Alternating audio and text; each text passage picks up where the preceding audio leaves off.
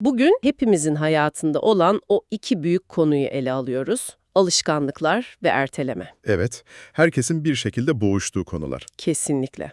Alışkanlıklar beynimizde nasıl kök salıyor, neden bazen en önemli işlerimizi bile son ana bırakıyoruz ve en önemlisi bu ikisi kim olduğumuza dair inancımızla nasıl birleşiyor? Bunu anlamaya çalışacağız. Ve bu yolculukta göreceksin ki konu aslında irade gücü, motivasyon eksikliği ya da tembellikle ilgili değil. Genelde öyle düşünülüyor ama Tamamen beynimizin nasıl çalıştığı, içimizdeki kimyasal fırtınalar ve kendimizi nasıl gördüğümüzle ilgili. Hatta o meşhur bir alışkanlık 21 günde kazanılır efsanesini de. evet, onu çok merak ediyorum. Bilimsel verilerle yerle bir edeceğiz. Harika. O zaman hadi başlayalım. İlk olarak en temelden alalım. Alışkanlık dediğimiz şey tam olarak nedir? Kaynaklar bunu beynin bir nevi enerji tasarruf modu olarak tanımlıyor. Hı hı. Hatta filozof William James'in çok sevdiğim bir sözü var. Bütün hayatımız bir yığın alışkanlıktan başka bir şey değildir diyor. Çok doğru bir tanım. Nörolojik olarak şöyle düşünebiliriz. Beynimizin bilinçli kararlar alan, planlama yapan CEO'su yani prefrontal korteks sürekli aynı işi yapmaktan yoruluyor. Enerji harcıyor yani. Çok fazla enerji harcıyor. Bu yüzden görevi işleri otomatik pilota bağlayan fabrika müdürüne yani bazal ganglionlara devrediyor. Bu şey gibi, ormanda her gün aynı yoldan geçtiğinde önce bir patika, sonra da belirgin bir yol oluşması gibi. Anladım. Zamanla o yol o kadar netleşir ki artık düşünmene bile gerek kalmaz. Beyin verimliliği sever. Bu yüzden bu otomatizasyonla müthiş bir zihinsel enerji tasarrufu sağlar. Ve bu oluşan dulun da kendine has bir işleyişi, bir döngüsü var değil mi?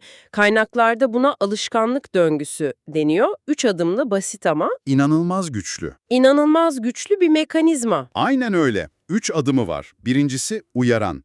Bu davranışı başlatan tetikleyici. Sabah çalan alarmın sesi, masanın üzerindeki telefonun ekranının parlaması ya da öğle yemeğinden sonra gelen o rehavet hissi. Hı hı. Hepsi birer uyaran olabilir. İkinci adım tepki. Yani bizim yaptığımız o otomatik hareket, rutinimiz. Alarm çalınca düşünmeden erteleme tuşuna basmak. Benimki o mesela. Ya da telefon parlayınca anında elini alıp sosyal medyayı açmak gibi. Ve döngüyü tamamlayan son ve en kritik adım. Ödül.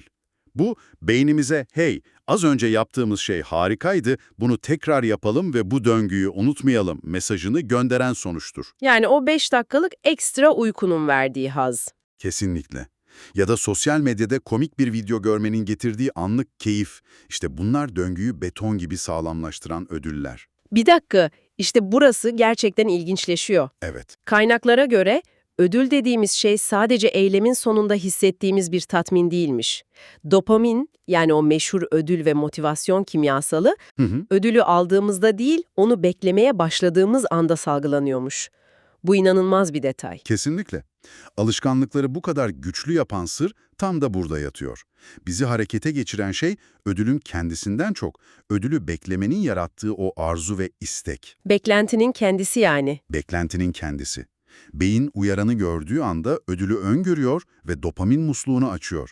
Sigara içen birinin yemekten sonra hissettiği o dayanılmaz arzu. Evet. Aslında nikotinin kendisinden çok beynin o rahatlama anını beklemesinden ve o beklentinin yarattığı dopamin salgısından kaynaklanıyor. Bizi bir nevi esir olan şey ödülün kendisi değil, ödülün vaadi. Vay canına. Yani kötü alışkanlıklarımızın gücü verdikleri keyiften değil, o keyfin vaadinden geliyor. Bu erteleme için de geçerli mi? Çünkü ben hep ertelemeyi tembellik veya iradesizlik olarak düşünürdüm. Yeterince istemiyorum herhalde derdim. Hepimiz öyle deriz. Ama kaynaklar bunun bambaşka bir şey olduğunu söylüyor, değil mi? Tamamen bambaşka bir şey. Kaynaklar ertelemeyi bir duygu düzenleme stratejisi olarak tanımlıyor. Duygu düzenleme. Evet, yani bu bir zaman yönetimi ya da karakter sorunu değil. Biz aslında yapacağımız görevden kaçmıyoruz, o görevin bize hissettirdiği olumsuz duygulardan kaçıyoruz. Başarısızlık korkusu, yetersizlik hissi, can sıkıntısı, kaygı, bunlar beynimiz için birer tehdit. Tabii. Ertelediğimizde bu tatsız duyguları da ertelemiş oluyoruz ve anlık bir rahatlama yaşıyoruz. Bu çok mantıklı. Beyin aslında aptalca bir şey yapmıyor. Sadece hayatta kalma modunda çalışıyor. O anki stresi azaltmak, Gelecekteki belirsiz bir ödülden çok daha acil bir görev onun için. Doğru. Aslında bizi korumaya çalışırken bize zarar veriyor. Tam olarak. Kaynaklar buna amigdala kaçırması diyor. Amigdala kaçırması. Şöyle düşün, amigdala beyninin panik butonudur. Normalde mantıklı düşünen pilotun yani prefrontal korteksin uçağı kullanır. Ama o zorlu görevi, mesela o büyük sunumu hazırlama fikrini görünce amigdala "Tehlike, tehlike, üzerimize meteor yağıyor" diye bağırıp kokpite dalıyor ve pilotu koltuğundan atıp kontrolü ele alıyor. Ve mantık devreden çıkıyor. O andan itibaren mantık devreden çıkıyor, tek amaç o tehlikeden kaçmak oluyor. Ve en kolay kaçış yolu ne? Telefonu alıp hiç bitmeyen o sosyal medya akışına dalmak. Ve bu kaçışın kendisi de bir ödüle dönüşüyor. Stresten anlık olarak kurtuluyoruz ve beyin, bak bu işe yaradı, bir dahaki sefere yine yapalım diyor. Döngü tamamlanıyor. Erteleme alışkanlığı böylece pekişiyor. Bir de üstüne kaynaklarda geçen o gelecekteki ben meselesi var ki bu beni gerçekten şaşırttı. Ha, evet. Beynimiz gelecekteki halimizi adeta bir yabancı gibi görüyormuş. Evet, bu bulgu müthiş. Nörolojik taramalar gösteriyor ki 10 yıl sonraki kendini düşündüğünde beyninde aktifleşen bölgelerle tanımadığın bir ünlüyü veya herhangi bir yabancıyı düşündüğünde aktifleşen bölgeler neredeyse aynı. Şaka gibi. Bu duruma zamansal indirgeme deniyor. Basitçe şu demek: beynimiz için şimdi alınacak bir dilim kek, bir hafta sonra vaat edilen bütün bir pastadan daha değerlidir. Gelecekteki o harika sonuç, o yabancının alacağı bir ödül gibi, soyut ve uzakta. Ama şu anki sıkıntı veya şu anki keyif çok gerçek. Beynimiz de her zaman gerçeği seçer. Bu inanılmaz bir şey. Yani beynim emekli olacak halimi şu an yan masada oturan bir yabancıdan farksız mı görüyor? Neredeyse evet. Bu yüzden mi o yabancı için bugün fedakarlık yapıp para biriktirmek bu kadar zor geliyor? Bu diyet yapmaktan yeni bir dili öğrenmeye kadar her şeyi açıklıyor. Tam olarak bu yüzden. Gelecekteki benliğimizle aramızda bir empati kopukluğu var. O anlık rahatlama, o yabancının gelecekteki başarısından çok daha cazip geliyor. Anlıyorum. Yani bir yanda kötü alışkanlıklarımızı besleyen ödül vaadi döngüsü, diğer yanda ertelemeyi körükleyen sıkıntıdan kaçış döngüsü var. İkisi de beynimizin kısa vadeli çözümlere kilitlenmesiyle çalışıyor. Bu döngüleri sadece irade gücüyle savaşarak kırmak sürdürülebilir gelmiyor. Mümkün değil zaten. Kaynaklar daha derinde, daha temel bir çözümden bahsediyor sanırım Dix. Bu kimlik meselesi tam olarak nedir? İşte bu tüm parçaları birleştiren anahtar fikir.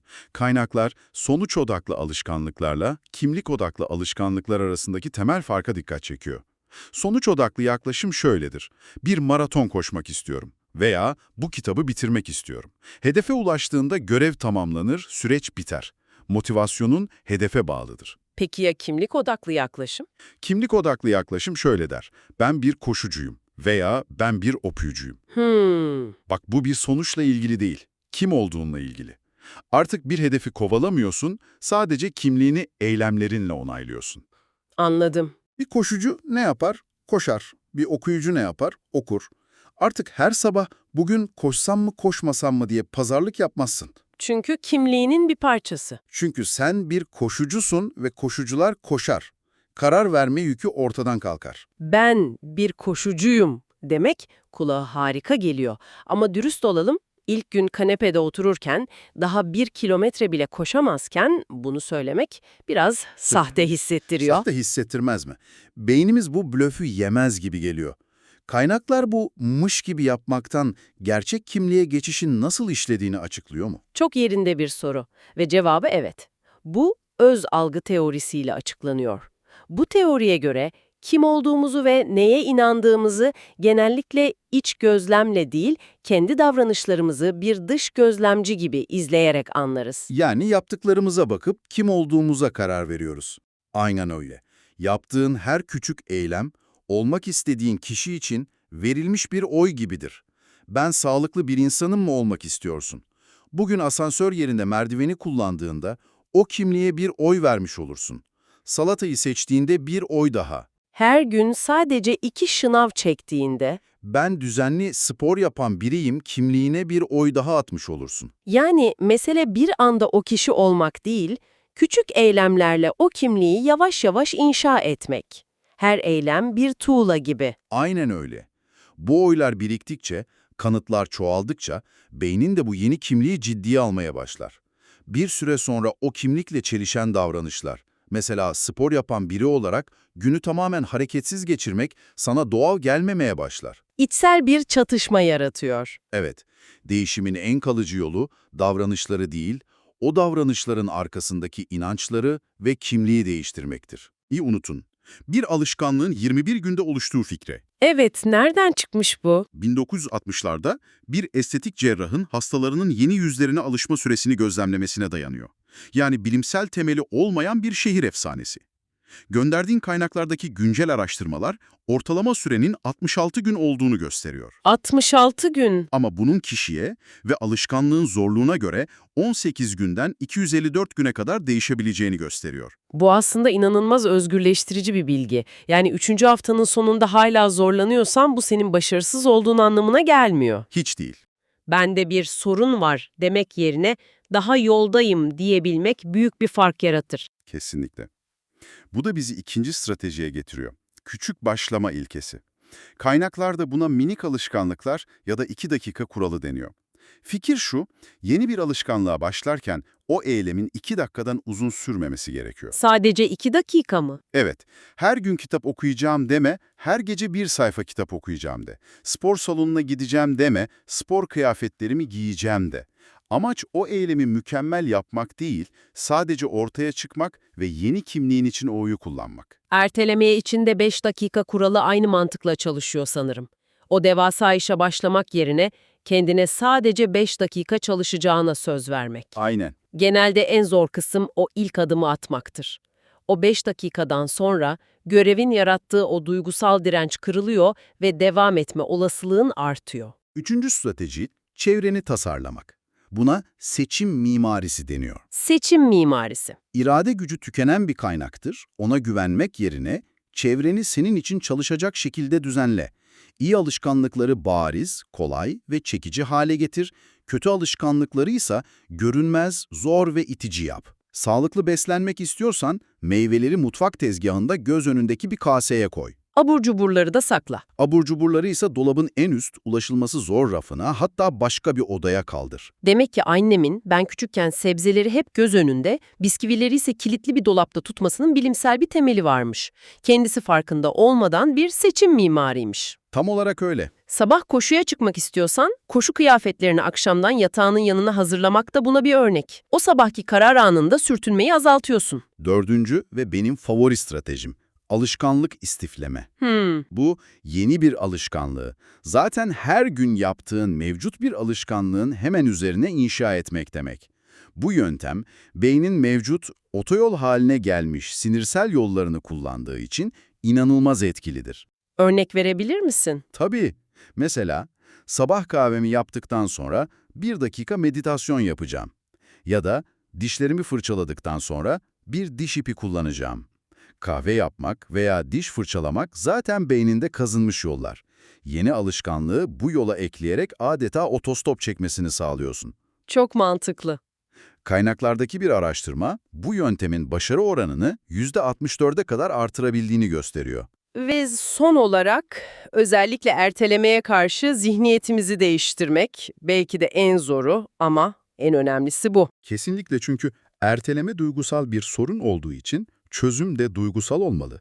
Kendini ertelediğin için eleştirmek, çok tembelim, iradesizim diye kendini hırpalamak sadece o olumsuz duyguları arttırır ve amigdalayı, yani panik butonunu daha da fazla tetikler. Döngüyü besliyor yani. Aynen öyle, kaçınma döngüsünü besler. Bunun yerine öz şefkat gösterin.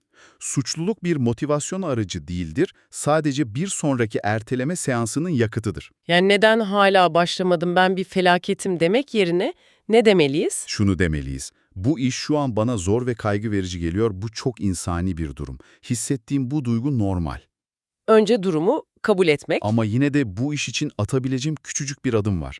Bu yaklaşım amigdalayı sakinleştirir Ve kontrolü tekrar mantıklı beyne, o sakin pilota, yani prefrontal kortekse geri verir. Kendine düşmanın değil, müttefikin gibi davranmak, oyunu tamamen değiştirir. Harika bir özet oldu. Toparlayacak olursak, alışkanlıklar beynimizin enerji tasarrufu için kurduğu otomatik döngüler ve bu döngüler ödül beklentisiyle çalışıyor. Evet.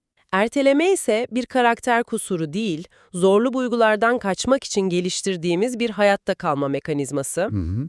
Ve her ikisini de değiştirmenin en güçlü yolu sonuçlara değil, olmak istediğimiz kişiye, yani kimliğe odaklanmak. Yaptığımız her küçük eylemle her gün kim olduğumuza dair bir oy kullanıyoruz. Bu noktada üzerinde düşünmen için son bir fikir bırakalım. Kaynaklarda küçük kazanımların birikimli gücü gibi bir kavramdan bahsediliyor. Kümülatif etki yani. Tam olarak. Fikir şu, her gün sadece %1 daha iyi olmak ilk başta fark edilmez. Ama bu küçük adımlar birleşe birleşe tıpkı bir kar topu gibi büyüyerek bir yılın sonunda seni tam 37 kat daha iyi bir noktaya taşıyor. 37 kat. İnanılmaz bir rakam. Bu, devasa atılımlar yapmakla, bir gecede değişmekle ilgili değil. Sürekli, küçük ve istikrarlı adımlarla ilgili. Öyleyse şu soruyu düşün. Yarın olmak istediğin kişi için bugün atabileceğin o neredeyse komik derecede küçük, o %1'lik adım ne olabilir?